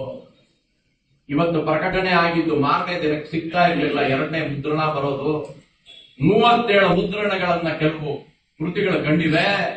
ಇಂಥ ಓದುಗರನ್ನ ಹೇಗೆ ಸೃಷ್ಟಿ ಮಾಡಿದರೋ, ಚರ್ಚೆಗಳಿಗೆ ಮತ್ತೆ ಮೂದಲಿಸಲಿಕ್ಕೆ ಜನಗಳನ್ನು ಅವರು ಸೃಷ್ಟಿ ಮಾಡಿದ್ರು. ಅವ್ರೇನಾದ್ರು ಬರೆದ್ರು ಅಂತ ಹೇಳಿದ್ರು, ನೀವಿ 10ನೇ ಲೈನ್ ನಲ್ಲಿ 10ನೇ ಪದ ಇದೆಯಲ್ಲ ಅದು ಸರಿಯೇ ಅಂತ ಕೇಳೋ ಮಟ್ಟದಲ್ಲಿ ಜನ ಇದ್ರು. ಅವರ ಪುಸ್ತಕನ ಆ ರೀತಿ ಓದ್ತಾ ಇದ್ರು. 10 ಸಲ ಓದ್ದೆ, ನನಗೆ ಅರ್ಥವೇ ಆಗಲ್ಲ. ನಾ ಎಷ್ಟೋ ಕಥೆಗಳನ್ನ 10 ಸಲ ಓದಿದ್ದೀನಿ. ಎಷ್ಟೋ ಜನ ಓದಿದ್ದಾರೆ, ಇಲ್ಲೋದ್ರೆ ಅರ್ಥ ಆಗಲ್ಲ. ಬೇದ್ರೆ ಕವನ, ಭೈರಪ್ಪನ ಕಾದಂಬರಿ ಎರಡು ಅರ್ಥವೇ ಆಗಲ್ಲ. ಆ ರೀತಿ. ಆಮೇಲೆ ಈ ಆವರಣ, ಈ ಮುಸ್ಲಿಂ ಮಹಿಳೆ ಎಷ್ಟು ಅನ್ಯಾಯ ಆಗ್ಬಿಟ್ಟಿದೆ ಅನ್ನೋದನ್ನ ಅರ್ಥಕೊಂಡು ಬಹಳ ಕಷ್ಟಪಡ್ತಾಳೆ. ಕವಲು ಅಂದ್ರೆ ಈ ಮಹಿಳೆಯರ ಬಗ್ಗೆ ಇರುವಂತ ಕತೆ. ಅದರಲ್ಲಿ ಒಬ್ಬ ಹೆಂಗಸು ಇನ್ನೊಬ್ಬ ಹೆಂಗಸ್ಗೆ ಹೇಳ್ತಾಳೆ, ನಾವಿಬ್ರು ಯಾಕೆ ದಾಂಪತ್ಯ ಮಾಡಬಾರ್ದು, ಈ ಮಟ್ಟದ ಯೋಚನೆ. ಆಮೇಲೆ ನಾಯಕಂಗೆ ಹೆಂಡತಿ ಸತ್ತೋಗ್ತಾಳೆ, ಮಗಳು ಚಾಲೆಂಟು, ಮಗಳು ಮದುವೆ ಆಗತ್ತೆ ಕಡೆಯಲ್ಲಿ. ಆ ಎರಡನೇ ಹೆಂಡತಿ ಅನ್ಯಾಯ ಮಾಡ್ತಾಳೆ. ಆವಾಗ ಅವರ ಅತ್ತೆ ಅಂದ್ರೆ ತಾಯಿ ಹೇಳ್ತಾಳೆ, ನೀ ಇಷ್ಟೆಲ್ಲ ಗಲಾಟೆ ಮಾಡ್ತಿದ್ಯಾ, DNA ಟೆಸ್ಟ್ ಮಾಡಿಸ್ಬಿಡ್ತೀನಿ, ನಿನ್ ಮಗು ಹೌದು ಅಲ್ವೋ. ಯಾವ ಮಟ್ಟದಲ್ಲಿ ಬಂದಿದ್ದಾರೆ ಮಹಿಳೆಯರ ಬಗ್ಗೆ. ಪುಟ್ಟಣ ಕಣಗಲ್ಲು ಒಂದು ರೀತಿ ಆರತಿ ಮೇಲೆ ಬೇಜಾರಾದ್ಮೇಲೆ ಎಲ್ಲ ಕಥೆಗಳನ್ನ ಹೆಂಗಸು ಕೆಟ್ಟವಳು ಅನ್ನೋದ್ರ ತೆಗೆದು ರಂಗರಾಯಿಕೆ ಆದ್ಮೇಲೆ ಅಲ್ವಾ. ಸರಿಯಾಗಿ ಯೋಚನೆ ಮಾಡಿದ್ರೆ ಹೆಣ್ಣು ಪಾತ್ರಗಳು ಹೇಗಿತ್ತು ಅಂತ ಹೇಳಿದ್ರೆ ಭಯ ಆಗೋದು ಪುಟ್ಟಣ್ಣಂದು. ಆ ರೀತಿ ತೆಗೆದುಬಿಟ್ಟ. ಅದೇ ರೀತಿ ಇವ್ರನ್ನು ಬರೆದಿದ್ದಾರೆ. ಇದ್ರಲ್ಲಿ ಹೆಣ್ಣು ಪಾತ್ರಗಳನ್ನು ನೋಡಿದ್ರೆ ಹೆದರಿಕೆ ಆಗುತ್ತೆ. ಆ ಮಟ್ಟದಲ್ಲಿ ಬರ್ತಿದ್ದಾರೆ. ಯಾನ ನಾಸಾಗ್ ಹೋಗಿ ಎಲ್ಲ ತಿಳ್ಕೊಂಡ್ಬಂದು ಬಾಹ್ಯಾಕಾಶದ ಬಗ್ಗೆ ಅವ್ರು ಬರೆದಿದ್ದಾರೆ. ಭಿತ್ತಿ ಇವರ ಬಾಲ್ಯ ಪೂರ್ತಿ ಇದರಲ್ಲಿ ಬರುತ್ತೆ ನನ್ನ ಪ್ರಕಾರ. ಎಳೆಗಳೆಲ್ಲ ಇದೆ, ಅದು ಅವರ ಜೀವನನ್ನ ಬರೆದಿರೋದು. ಇನ್ನು ಉತ್ತರಕಾಂಡ ಏನಿದ್ರು ನನ್ನ ಹೆಸರುಗಳನ್ನ ಬರ್ಕೊಂಡ್ ಬಂದಿದ್ದೆ, ಯಾಕಂದ್ರೆ ಒಂದಾದ್ಮೇಲೆ ಯಾವುದು ಅಂತ ಅಷ್ಟೇ. ಉತ್ತರಕಾಂಡ ಏನು ಅಂತ ಹೇಳಿದ್ರೆ ಸೀತಾದೇವಿ ಬಗ್ಗೆ ಬರೆದಿದ್ದಾರೆ. ಸೀತೆಯನ್ನ ನಾವು ಯಾವ ರೀತಿ ನೋಡಿದೀವಿ, ಅವ್ರು ಯಾವ ರೀತಿ ನೋಡ್ತಾರೆ, ಬೇರೆ ಬೇರೆ ರೀತಿಯಲ್ಲಿ ಹೇಗೆ ನೋಡ್ಬೋದು, ವಿಭಿನ್ನವಾಗಿ ಸೀತೆಯನ್ನು ಹೇಗೆ ನೋಡಬಹುದು ಬರೆದಿದ್ದಾರೆ. ಬರೀ ಮಹಾಭಾರತ ಅಲ್ಲ, ರಾಮಾಯಣವನ್ನು ಸ್ವಲ್ಪ ಮುಟ್ಟೋಣ ಅಂತ. ಇಲ್ಲಿಗೆ ಭೈರಪ್ಪನವ್ರಿಗೆ ದೇವರು 94 ವರ್ಷ ವಯಸ್ಸನ್ನ ಕೊಟ್ಟ. 60 ವರ್ಷ ಬರೆದರು, ಕಡೆ 5 ವರ್ಷ ಬರೀಲಿಲ್ಲ. 60 ವರ್ಷ ಬದುಕಕ್ಕೆ ದೇವರು ಅವರಿಗೆ ಆಸ್ಪದ ಕೊಟ್ಟು ಅಟ್ಟು ಅವರಿಗೆ ಆಯುಷ್ಯನ್ನ ಕೊಟ್ಟನಲ್ಲ, ಆ ದೇವರಿಗೆ ನನ್ನ ನಮಸ್ಕಾರ. ನಮ್ಮ ಕನ್ನಡ ಸಾಹಿತ್ಯ ಬೆಳೀತು, ಬಹಳ ಮುಂದೆ ಬಂತು. ಕನ್ನಡ ಸಾಹಿತ್ಯ ಅಂತ ಹೇಳಿದ್ರೆ ನನಗೊಂದು ಗೌರವ ಬರುತ್ತೆ. ನಮ್ಮ ಭೈರಪ್ಪನವ್ರನ್ನ ನಾನು ಯಾವಾಗಲೂ ಸ್ಮರಿಸ್ತೀನಿ. ನನಗೆ ಇಲ್ಲಿ ಮಾತನಾಡಲು ಅವಕಾಶ ಕೊಟ್ಟಿದ್ದಕ್ಕೆ ಮೊದಲೇ ಹೇಳಿದೆ ಅವರು ನಂಬರ್ ಅಂತ. ಅವರು ಶುರು ಮಾಡಿದ್ ನೋಡಿದ್ರ, ಅವ್ರ ಅಂಕಿಅಂಶಗಳಿಂದಾನೇ ಶುರು ಮಾಡಿದ್ರು. ಮತ್ತೆ 24 ಯಾವ್ದು ಬಿಡಲ್ಲ. ಅವರು ಬ್ಯಾಲೆನ್ಸ್ ಶೀಟ್ ಹೆಂಗೆ ಬ್ಯಾಲೆನ್ಸ್ ಮಾಡ್ತಾರೆ ಅಂತ ಹೇಳಿದ್ರೆ, ಒಂದು ತಗೊಂಡೋದ್ರೆ ಅದನ್ನ ಬ್ಯಾಲೆನ್ಸ್ ಶೀಟ್ ಪೂರ್ತಿ ಬ್ಯಾಲೆನ್ಸ್ ಮಾಡ್ಕೊಂಡ್ಬಿಟ್ಟಾರೆ. ಅಂದ್ರೆ ಮೊದಲನೇ ಕಾದಂಬರಿಯಿಂದ ಹಿಡಿದು ಕೊನೆವರೆಗೂ. ಮತ್ತೆ ಇನ್ನೂ ಒಂದು ಗಮನಿಸಿದ್ರ, ಫಿನಾನ್ಸ್ ಅಲ್ಲಿ ಇರೋರು ಯಾವಾಗ ಇಷ್ಟೇ ಚೀಟಿಲೇ ವ್ಯವಹಾರ ಬಂತು, ಜಾಸ್ತಿ ಎಲ್ಲ ಕೊಡಲ್ಲ. ಅವ್ರು ಎಲ್ಲ ಚೀಟಿಲೇ ವ್ಯವಹಾರ ಬರ್ಕೊಂಬನಿದ್ದು. ಅವ್ರು ಬಂದಾಗ ಒಂದೇ ಚೀಟಿ 10 ನಿಮಿಷ ಮುಗಿಸ್ಬಿಡ್ತಾರಪ್ಪ ಅಂತ ಅನ್ಕೊಂಡೆ. ಆಮೇಲೆ ನೋಡ್ತಾ ಚೀಟಿಲಿ ಒಂದೊಂದು ಜೋರಾಗಿತ್ತು, ಅದ್ರಲ್ಲಿ ಚೀಟಿ ಜೋರಾಗಿತ್ತು. ಆಮೇಲೆ ಚೀಟಿ ಇಸ್ಕೋಬೇಕು, ನಾವು ಆತರ ಹೇಗೆ ಕಲ್ತ್ಕೊಳ್ಬೇಕು ಅಂತ ಒಂದೊಂದು ಅವರು ಬಿಡಿಸ್ಕೊಂಡು ಹೋದ್ರು. ಪ್ರತಿಯೊಂದು ನಮಗೆ ನೋಡಿದ ತಕ್ಷಣ ಎಷ್ಟು ಚೆನ್ನಾಗಿ ಅವಲೋಕನ ಮಾಡಿರ್ತಾರೆ. ಯಾವಾಗ ಅಂತ ಹೇಳಿದ್ರೆ, ಪ್ರಾಕ್ಟೀಸ್ ಮೇಕ್ಸ್ ಮ್ಯಾನ್ ಪರ್ಫೆಕ್ಟ್ ಅಂತ ಹೇಳ್ತಾರೆ. ಪ್ರಾಕ್ಟೀಸ್ ಪ್ರಾಕ್ಟೀಸ್ ಪ್ರಾಕ್ಟೀಸ್ ಪ್ರಾಕ್ಟೀಸ್ ಮಾಡ್ತಾನೆ ಇರ್ಬೇಕು. ಎಷ್ಟು ಚೆನ್ನಾಗಿ ಪ್ರಾಕ್ಟೀಸ್ ಮಾಡ್ತಾರೆ ಅಷ್ಟು ಚೆನ್ನಾಗಿ ಆಡ್ತಾರೆ. ಪ್ರತಿಯೊಂದನ್ನು ನೀಟಾಗಿ ಒಂದು ಎಲ್ಲ ಹೇಳ್ಕೊಂಡ್ರು. ಮತ್ತೆ ಅವ್ರು ಹೇಳಿದ್ರಲ್ಲಿ ಒಂದು ಭೈರಪ್ಪನವರು ಏನೇ ಮಾಡಿದ್ರು ಅದನ್ನ ಅನುಭವಿಸಿ ಮಾಡ್ತಿದ್ರು ಅಂತ ಹೇಳಿದ್ರು. ಅನುಭವಿಸಿ ಮಾಡ್ತಿದ್ರು ಅಂತ ಹೇಳಿದ್ರು ಪೈಲ್ವಾನ್ ಕಲಿಬೇಕು ಅಂತಂತೆ. ಪೈಲ್ವಾನ್ ಹೋಗ್ಬೇಕಂದ್ರೆ ಅವಾಗೆಲ್ಲ ಉಸ್ತಾದ್ಗಳು ಅಂತ ಹೇಳ್ತಿದ್ರಲ್ಲ, ಅವರೆಲ್ಲ ಹೋಗ್ಬೇಕಿದ್ರೆ ಯಾರು ಇಂಟ್ರಡಕ್ಷನ್ ಕೊಡ್ಬೇಕಲ್ಲ, ಅವ್ರ ಫ್ರೆಂಡ್ ಕರ್ಕೊಂಡು ಹೋದಂತೆ. ಫ್ರೆಂಡ್ ಕರ್ಕೊಂಡು ಹೋಗಿ ಕೇಳ್ದಂತೆ, ಈ ಹುಡುಗ ಇದ್ದಾನಲ್ಲ ಇವು ತುಂಬಾ ಬುದ್ಧಿವಂತ, ತುಂಬಾ ಇದು ಏನ್ ಕೊಟ್ಟರು ಏನ್ ನಿರಂತರವಾಗಿ ಮಾತಾಡ್ತಾನೆ, ಎಲ್ಲ ಚರ್ಚಾಸ್ಪಟ್ಟರೆ ಇವನೇ ಜಾಸ್ತಿ, ಇವನೇ ಎಲ್ಲ ಆವಿಷ್ಕಾರಸ್ಪಟ್ಟರೆ ಇವನೇ ಜಾಸ್ತಿ, ಪ್ರಪಂಚದಲ್ಲಿ ಇವನಿಗೆ ಮೊದಲೇ ಪ್ರೈಸ್ ಅಂತಾರೆ. ಹೌದಾ ಅತ್ರ ಉಂಟು. ಒಂದ್ಸತಿ ಆ ಪೈಲ್ವಾನ್ ಉಸ್ತಾದ್ ಮೇಲಿಂದ ಕೆಳಗಡೆ ನೋಡ್ತಾರಂತೆ. ಅವ್ರನ್ನ ನೋಡ್ಬೇಡಿ, ಅವ್ನು ಪೈಲ್ವಾನ್ ತರ ಇದ್ದಾನೆ, ಓಕೆ, ಅವ್ರನ್ನ ನೋಡ್ಬೇಡಿ. ಹಾಗೆ ಭೈರಪ್ಪನವ್ರು ಚಿಕ್ಕ ಹುಡುಗ ನೋಡ್ಬಿಟ್ಟು ಹೇಳ್ತಾರಂತೆ, ಅಬ್ಬ ಕುಸ್ತಿ ಬೇಕಾಗಿರೋದು ತಲೆ ಎಲ್ಲ ಹಾಕೋಣ, ಚೆನ್ನಾಗಿ ನೀವು ಪಿಸ್ತಾ ಬಾದಾಮಿ ಎಲ್ಲ ತಿನ್ಬೇಕು ಅಂತ. ದುರದೃಷ್ಟವಶಾತ್ ಅವಾಗ ಅವರು ಒಂದು ಅನಾಥಾಲಯದಲ್ಲಿ ಪಾಠ ಕೊಡ್ತಿರ್ತಾರೆ. ವಾರಾಂತದಲ್ಲಿ ಊಟ ಮಾಡ್ತಿರ್ತಾರೆ. ವಾರಾಂತದಲ್ಲಿ ಸೋಮವಾರ ಒಂದ್ ಮನೆ, ಮಂಗಳವಾರ ಒಂದ್ ಮನೆ, ಬುಧವಾರ ಒಂದ್ ಮನೆ ಅವರಿಗೆ ಬಾದಾಮಿ ಪಿಸ್ತಾ ಎಲ್ಲಿ ಬರ್ಬೇಕು. ಹಾಗಾಗಿ ಅವ್ರು ಪೈಲ್ವಾನ್ ಹಾಕಿಲ್ಲ. ಅವ್ರು ಪೈಲ್ವಾನ್ ಹಾಕ್ತಾ ಇರೋದೇ ಒಳ್ಳೇದಾಯ್ತು. ಪೈಲ್ವಾನ್ ಹಾಕಿದ್ರೆ ಅವ್ರು ಕಥೆಗಳೇ ಬರೀತಾ ಇಲ್ಲ, ಕಾದಂಬರಿಗಳು ನಾವು ನೀವು ಕೂತ್ಕೊಂಡು ಮಾತಾಡಿಲ್ಲ. ಮತ್ತೆ ಇನ್ನೊಂದು ಹೇಳಿದ್ರು, ದಾಸೇಗೌಡ ಏಸೇಗೌಡ ಅಂತ ಹೇಳಿದ್ರು. ಅದು ನಿಜವಾಗ್ಲೂ ನಿಮ್ಗೆ ಎಷ್ಟು ಜನಕ್ಕೆ ನಿಮ್ಗೆ ಭೈರಪ್ಪನವ್ರದ್ದು ನುಗ್ಗೆ ಆಗಿದ್ದ ಅದೇ ಸ್ವಲ್ಪ ದೂರದಲ್ಲೇ ಅವ್ರದ್ದು ಊರಿರೋದು ಏನೋ ಭೈರಪ್ಪನವ್ರದ್ದು. ಸಂತೇಶ್ವರ. ಆ ಸಂತೇಶ್ವರದ ಮತ್ತೆ ನುಗ್ಗೇಹಳ್ಳಿ ಮಧ್ಯ ಕೊಪ್ಪಳು ಅಂತ ಬರುತ್ತೆ. ಕೊಪ್ಪಳು ಪಕ್ಕದವರೆ ಇದು ಗೌಡರಹಳ್ಳಿ ಅಂತ ಅದು. ಹೆಸರಿನ ಮಾತ್ರ ಗೌಡರಹಳ್ಳಿ ಅದು. ಅದ್ರ ಇರೋರೆಲ್ಲ ಕ್ರಿಶ್ಚಿಯನ್ ಆಗೋಗ್ಬಿಟ್ಟಿದ್ದಾರೆ. ಯಾಕಂದ್ರೆ ನಾನು ಸ್ವತಃ ದೊಡ್ಡಪ್ಪ ಅಲ್ಲಿ ವಿಲೇಜ್ ಅಕೌಂಟೆಂಟ್ ಆಗಿದ್ರು. ಹಾಗೆ ಹೋದಾಗ ನನಗೆ ಇದು ಬೇರೆ ಪರಿಚಯ ಆಗಿಲ್ಲ. ನಾನು ಸುಮಾರು ಒಂದು 7ನೇ ಕ್ಲಾಸ್ 8ನೇ ಕ್ಲಾಸ್ ಇನ್ನು ಬೇರೆ ಅಷ್ಟು ಹೋಗಿರಲಿಲ್ಲ. ಅವಾಗ ನಮ್ ದೊಡ್ಡಪ್ಪ ಅಂತ ಕೇಳಿದೆ, ಇದೇನ್ ದೊಡ್ಡಪ್ಪ ಎಲ್ಲ ಹೆಸರುಗಳು ಗೌಡರಂತಿದೆ, ಎಲ್ಲಾ ಮನೆಗಳು ಶಿಲ್ಬೆಗಳಿದೆ ಅಂತ ಕೇಳಿದೆ. ಆಗ ನಮ್ ದೊಡ್ಡಪ್ಪ ಹೇಳಿದ್ರು. ಅದಾದ್ಮೇಲೆ ನಾನು ಯಾವಾಗ ಧರ್ಮಶ್ರೀ ವ್ಯಕ್ತಿ ಎಲ್ಲ ಓದಿದಾಗ ನನಗೆ ಅಲ್ಲಿಗೆ ಲಿಂಕ್ ಮಾಡ್ದಾಯ್ತು. ಸೊ ಇವತ್ತು ನನ್ನನ್ನ ಜಗನ್ನಾಥ್ ಅವರು ನನಗೆ ಅಲ್ಲಿ ನಮ್ಮ ದೊಡ್ಡಪ್ಪನ ಮನೆ ಏನ್ ಹೋಗಿದ್ದೆ ಅಲ್ಲಿ ಕರ್ಕೊಂಡಾಗಿ ಹೃತ್ಪೂರ್ವಕದ ಧನ್ಯವಾದಗಳು. ಸೊ ಎಲ್ಲ ಮೆಲುಕು ಹೇಗಾಗುತ್ತೆ ಅಂತ ಇಂತಹ ಮತ್ತಷ್ಟು ಕುತೂಹಲ ಮಾಹಿತಿಗಾಗಿ ನಮ್ಮ ಚಾನಲ್ನನ್ನು ಲೈಕ್ ಮಾಡಿ, ಶೇರ್ ಮಾಡಿ ಮತ್ತು ಸಬ್ಸ್ಕ್ರೈಬ್ ಆಗೋದನ್ನು ಮರಿಬೇಡಿ. ಅದೇ ರೀತಿ ಇಷ್ಟ ಆಗಿತ್ತು ಅಂತ ಹೇಳಿದ್ರೆ ಶೇರ್ ಮಾಡೋದನ್ನು ಸಹ ಮರಿಬೇಡಿ. ಏನಂತೀರಿ?